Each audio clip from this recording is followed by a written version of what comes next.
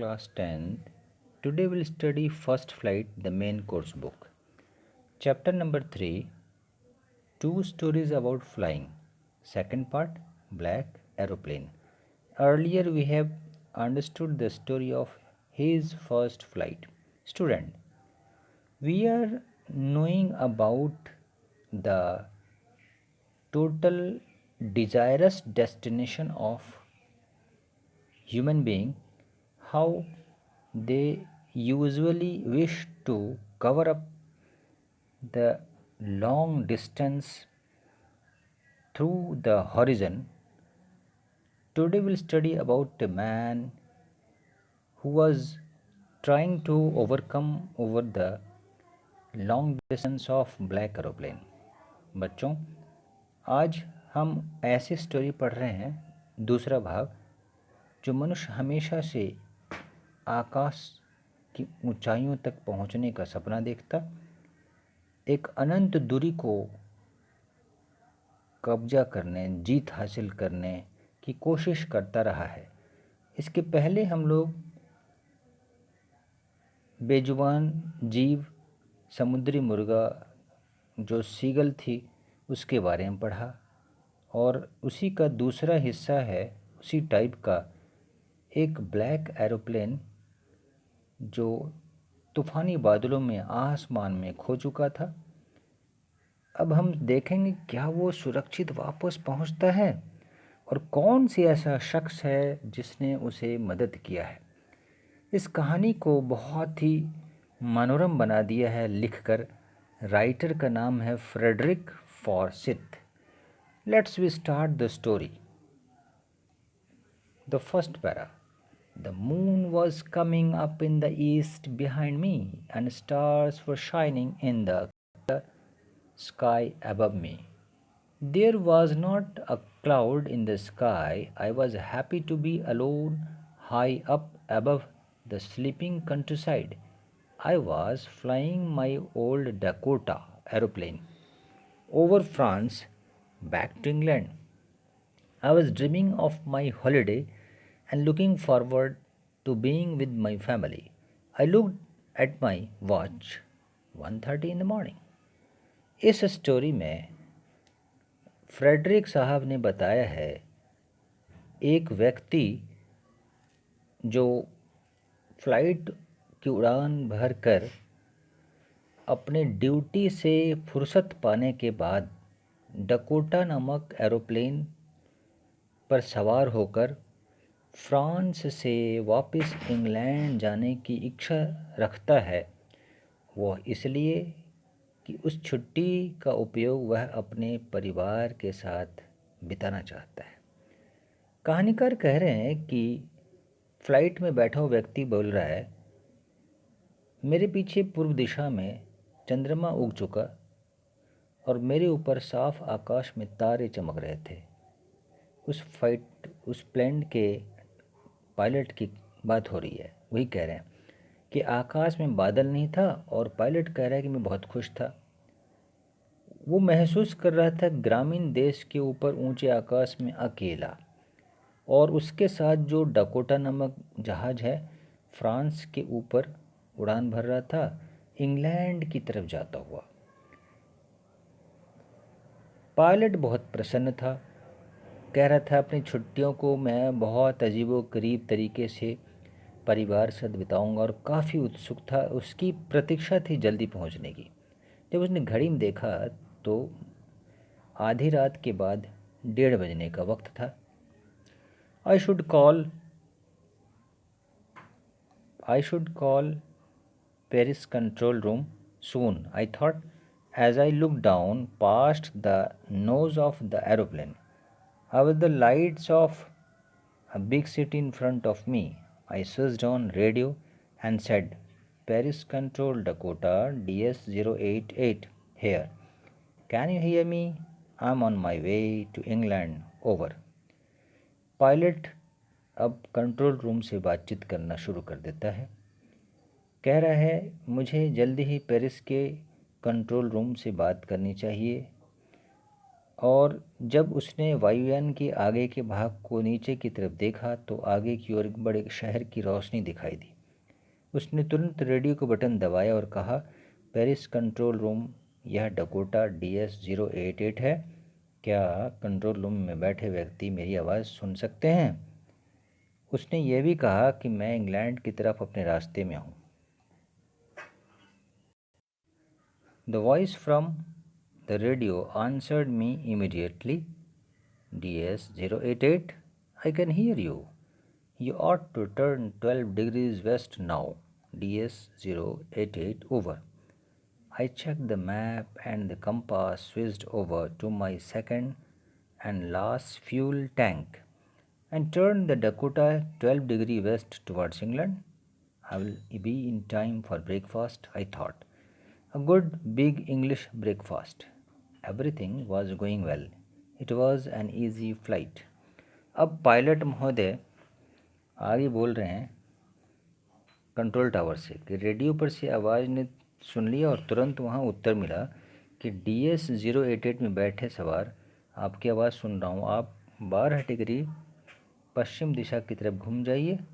और पायलट फिर अपने नक्शे को देखकर कंपास की जांच की और फिर उसने अगले क्षण तेल की टंकी के स्विच को दबाकर देखा तो पता चला 12 डिग्री पश्चिम की ओर घूमते हुए वो आगे की तरफ बढ़ रहे हैं और टंकी का भी मुआयना किया। उनके मन में एक उत्सुकता कि जल्दी से इंग्लैंड पहुंचूं और एक बहुत बढ़िया हिस्सा अंग्रेज़ी नाश्ता जल्दी से मुझे मिले, इसकी वो उन्हें खुशियाँ थी और आसमान में उड़ान भरता हुआ आगे बढ़ रहा था। Paris was about 150 kilometers behind me when I saw the storm clouds. They were huge. They looked like black mountains standing in front of me across the sky. I know I could not fly up and over him, and I did not have enough fuel to fly around them to the north or south. Paris लगभग 150 kilometre पीछे रह गया था pilot से। जब pilot ने बादल को देखा, तूफ़ानी बादल थे। वे बहुत ही नरम थे। आकाश के पास पायलट के आगे खड़े काले पहाड़ों जैसे लग रहे थे। पायलट जानता था कि वो ऊपर से नहीं उड़ सकता, इसलिए उसने कहा कि मेरे पास इतना तेल नहीं था कि वह उत्तर या दक्षिण की तरफ उड़ सके। I thought to go back to Paris. I thought but I wanted to get home. I wanted that breakfast. I will take the risk, I thought, and flew that old Dakota straight into the storm. Inside the clouds, everything was suddenly black. It was impossible to see anything outside the aeroplane. The old aeroplane jumped and twisted in the air. I looked at the compass. I couldn't believe my eyes. The compass was turning round and round and round. It was dead. It would not work. The other instruments were suddenly dead too. I tried the radio. अब थोड़ा सा हादसा की तरफ बढ़ते जा रहे थे पायलट महोदय। उन्हें तकलीफ़ हो रही थी। वो सोचने लगे कि पेरिस वापस चले जाना चाहिए क्या, और वो सोचने लगे कि मैं घर पहुंचना चाहता हूं, मुझे नाश्ता करना है, मैं जोखिम उठाऊंगा। फिर उसने पुराने डकोटा को सीधा तूफ़ान की तरफ उड़ा कर ले गए। बादलों में हर चीज़ उन्हें काली काली नज़र आने लगे। अपने फ्लाइट से बाहर जब उन्हें देखने संभव नहीं लगा तो वायुयान में हवा में उछालने और बल खाने लगा। ऐसी परिस्थिति उन्होंने जब घबराते हुए कंपास को देखा तो आश्चर्यचकित हो गए। पायलट खुद अपने शब्दों में कह रहे हैं कि मुझे अपनी आंखों पर विश्वास नहीं हुआ। कंपास की सुई चारों तरफ घूमती नज़र आ रही थी और इसने काम करना बंद कर दिया था। यह ठीक नहीं हो पा रही थी। इस तरह से पायलट ने कहा कि यही नहीं, कंपास के अतिरिक्त और भी यंत्र अचानक रुक गए। तब उन्होंने रेडियो चलाकर देखा, कोई जवाब नहीं आया। Paris control, can you hear me? There was no answer. The radio was dead. I had no radio, no compass, and I could not see where I was. I was lost in the storm. Then, in the black clouds quite near me, I saw another aeroplane. It had not lights on its wings, but could see it flying next to me through the storm. I could see the pilot's face turn towards me. I was very glad to see another person. He lifted one hand and waved. अब काले बादलों के बीच भंवर में बेचारा pilot भटकता हुआ आसमान में बहुत घबरा चुका था। उसी समय उनके साथ एक चमत्कार होता है। उस चमत्कारिक अवस्था में घबराते हुए ये कह रहे हैं, पैरिस कंट्रोल, क्या आप मेरी आवाज़ सुन सकते हैं? परंतु कोई उत्तर नहीं आता है। रेडियो भी पूरी तरह बंद हो चुकी थी। पायलट ने कहा कि मेरे पास कोई रेडियो नहीं था, कोई कंपास नहीं था और मैं कहाँ था देख नहीं सकता था, मैं किधर हूँ। पायलट हालांकि खो चुका था। तभी काले बादलों में बिल्कुल उनके नज़दीक एक और दूसरा वायुयान फ्लाइट दिख रही है, जिसके पंखों पर रोशनी थी, विंग पर कोई लाइट नहीं थी। परंतु पायलट ने कहा कि उसे तूफान में अपने पास उड़ता हुआ वो देख सकता था। और यही नहीं, पायलट को दूसरे हवाई जहाज़ की चालक का चेहरा दिखाई पड़ा, जो उनकी तरफ मुड़कर देख रहा था। अब इन्हें अति प्रसन्नता हुई कि एक अन्य व्यक्ति जो मुड़कर उनकी तरफ देख रहा है, इस भयानक परिस्थिति में खोए अवस्था में उनकी तरफ हाथ उठाकर इशारा कर रहा है। तो डरावनी परिस्थिति में काले बादलों के बीच मानो इनकी जान में जान आ गई हो। Follow me, he was saying, follow me. He know that I am lost. I thought, he's trying to help me. He turned his aeroplane slowly to the north in front of my Dakota so that it would be easier for me to follow him. I was very happy to go behind the strange aeroplane like an obedient child.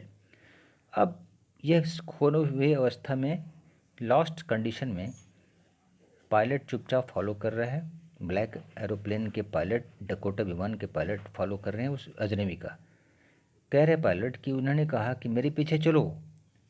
और ये अचानक सुनने के बाद वह जानता है कि मैं खो चुका हूँ, इसलिए जब उसकी आवाज़ को सुन लिया तो ये पक्का हो गया कि उनकी सहायता करने के लिए आए हुए हैं। अब पायलट महोदय, ब्लैक एरोप्लेन के पायलट ने अपनी वायुयान धीरे धीरे उत्तर की ओर घुमाया और डकोटा को आगे की तरफ देखता है क्या कि आगे उसके पास जो जहाज़ है वो आगे की ओर बढ़ रहा है और ये आज्ञाकारी बच्चे की तरह उस वायुयान के पीछे पीछे प्रसन्नता के साथ फॉलो करते हुए आगे बढ़ने लगे। After half an hour the strange black aeroplane was still there in front of me in the clouds. Now there was only enough fuel in the old Dakota's last tank to fly for 5 or 10 minutes more. I was starting to feel frightened again, but then he started to go down and I followed through the storm. Pilot महोदय कह रहे हैं कि आधे घंटे बाद वह काला वायुयान बादलों के मध्य अब भी मेरे आगे था। अब पुराना डकोटा जो इनकी थी, उसमें टंकी में केवल 5 मिनट या 10 मिनट की उड़ान भरने लायक फ्यूल था। अब उन्हें डर सताने लगा, परंतु वो क्या देखते हैं कि नीचे उतरने लगे और वो भी उस तूफान से बचता हुआ नीचे पीछा करने लगे उस ब्लैक एरोप्लेन का। Suddenly I came out of the clouds and saw 2 long straight lines of lights in front of me. It was a runway, an airport. I was safe. I turned to look for my friend in the black aeroplane, but the sky was empty. There nothing there. The black aeroplane was gone. Could not see it anywhere. Pilot कह रहे हैं, अचानक मैं बादलों से बाहर आ गया। मुझे अपने सामने रोशनी की 2 लंबी कतार दिखाई दे रही थी। एक्चुअली यह एक हवाई पट्टी थी, यानी एरोड्रम था, हवाई अड्डा था जहां वो सुरक्षित पहुंच चुके थे। पायलट कह रहे हैं कि मैं उस काले वायुयान में अपने मित्र को ढूंढने लगा, घूमकर देखने लगा, परंतु ये क्या, आकाश खाली था, वहाँ कुछ भी नहीं था। काला वायुयान जा चुका था, मुझे वह अब कहीं नहीं दिखाई दे रहा था। I landed and was not sorry to walk away from the old Dakota near the control tower. I went and asked a woman in the control center where I was and who the other pilot was. I wanted to say thank you. मैं नीचे उतर गया, हवाई जहाज से नीचे उतरकर, और कह रहे हैं पायलट कि मुझे कोई अफसोस नहीं था। जब वो कंट्रोल टावर के पास पहुँचे तो उन्होंने पुराने डकोटा को छोड़कर उन्हें जाना पड़ा। और ये कंट्रोल टावर के पास पहुँचे और एक लेडी से उन्होंने पूछा कि मैं कहाँ था और दूसरा हवाई जहाज़ का चालक कौन था, मैं उसका धन्यवाद करना चाहता हूँ। She looked at me strangely and then laughed. Another airplane?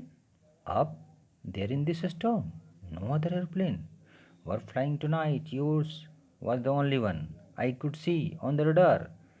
Control tower की उस महिला ने बड़े अजीब ढंग से पायलट को देखने लगी और हंस दी। दूसरा वायुयान इस भयानक तूफान में? अरे भाई, आज रात को कोई और एरोप्लेन तो गया ही नहीं था। डकोटा ही था तुम्हारा, जो तुम ही थे। रडार पर मैंने तुम्हें स्पष्ट देखा था, ऐसा उस लेडी ने कहा। So who helped me to arrive there safely without a compass or a radio and without any more fuel in my tanks? Who was the pilot on the strange black aeroplane flying in the storm without lights? Pilot बहुत परेशान हो रहा था। Dakota aeroplane 088 पर सवार होकर सुरक्षित आने वाला वह व्यक्ति जब कंट्रोल टावर पर महिला से पूछा कि क्या और कोई हवाई जहाज़, उसने जवाब दिया कि भाई तुम ही अकेले हो, तुम मैंने टावर पर देखा है, रडार पर देखा है, इसके सिवा कोई और नहीं। तो पायलट कह रहा है तो वह कौन था जिसने मुझे सुरक्षित पहुंचाने में एरोड्रम तक मेरी मदद की, जबकि मेरे पास कोई कंपास नहीं, रेडियो नहीं, अरे यहाँ तक कि टंकी में एक्स्ट्रा फ्यूल भी, ईंधन भी नहीं था। और उस अजीब काले वायन में वो चालक कौन था जो तूफान में भयानक परिस्थिति में बिना रोशनी के उड़ रहा था और मेरी मदद की? तो ये कहानी थी अजीबोगरीब घटना की। शायद अलमाइटी पावर ने इस खोए हुए व्यक्ति को विश्वास दिलाते समय यह बताया कि तुम घबराओ नहीं, मैं तुम्हारी दिशा में सही जगह ले जाऊंगा। और ऐसी ये कहानी है। चलिए आगे हम लोग क्वेश्चन आंसर डिस्कस करेंगे नेक्स्ट क्लास में।